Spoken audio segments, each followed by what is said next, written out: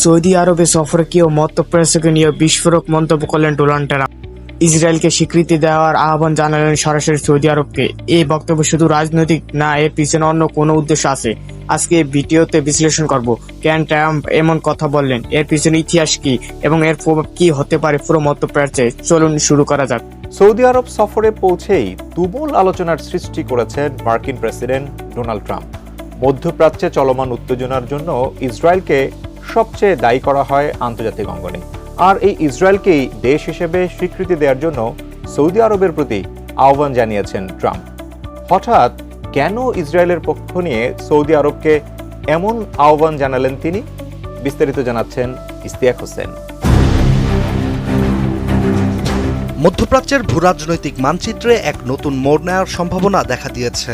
রিয়াদে অনুষ্ঠিত Saudi American বিনিয়োগ ফোরামে দেওয়া এক উত্তেজনাপূর্ণ ভাষণে মার্কিন প্রেসিডেন্ট ডোনাল্ড ট্রাম্প সৌদি আরবকে আহ্বান জানিয়েছেন ইসরায়েলকে দেশ হিসেবে আনুষ্ঠানিক স্বীকৃতি দেওয়ার জন্য।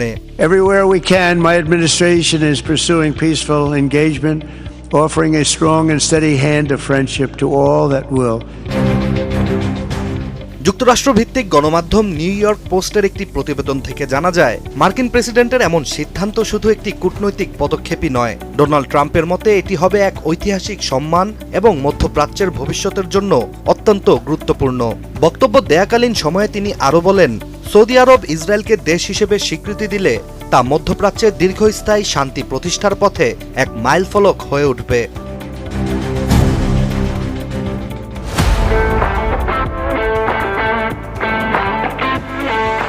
মূলত ট্রাম্প প্রশাসনের প্রথম মেয়াদে 2020 সালে চালু হওয়া আব্রাহাম অ্যাকর্ডসের মাধ্যমে প্রথমবারের মতো সংযুক্ত আরব আমিরাত এবং বাহরাইন ইসরায়েলের সঙ্গে সম্পর্ক স্বাভাবিক করে।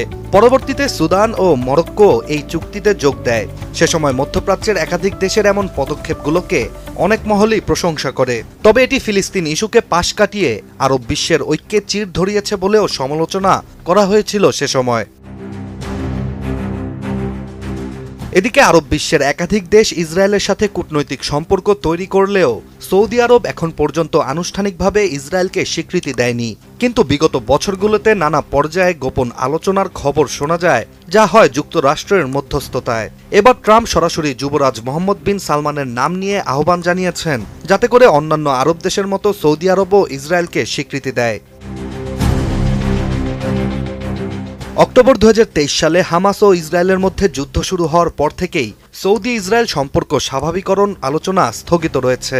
গাজায় ইসরায়েলের অভিযান, হাজার হাজার বেসামরিক হতাহতের ঘটনা ও মানবিক সংকট এই আলোচনায় বড় বাধা হয়ে দাঁড়ায়।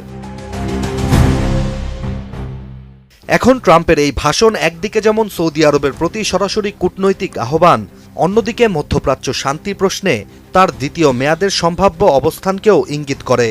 কিন্তু গাজা যুদ্ধ, মানবাধিকার প্রশ্ন এবং সৌদি আরবের নিজস্ব রাজনৈতিক হিসাব নিকাশকে বিবেচনায় নিলে ইসরায়েলকে স্বীকৃতি দেওয়ার মতো পদক্ষেপ সহজ হবে না বলেই মনে করছেন বিশ্লেষকরা। এখন প্রশ্ন হচ্ছে, সৌদি আরব কি আব্রাহাম অ্যাকর্ডসে যোগ দিয়ে মধ্যপ্রাচ্যে শান্তির এক নতুন অধ্যায়ের সূচনা করবে, নাকি এই প্রস্তাব আবারও একটি অমীমাংসিত রাজনৈতিক বিতর্কে পরিণত হবে? Ishtiaq Hossain, ATN news. তোমার কি মনে হয়, সৌদি আরব কি সত্যি ইসরায়েলকে স্বীকৃতি দিবে, নাকি এই প্রস্তাব আবারও আরব বিশ্বের মধ্যে বিভাজন কারণ হবে? নিচে কমেন্টে জানাও তোমাদের মতামত।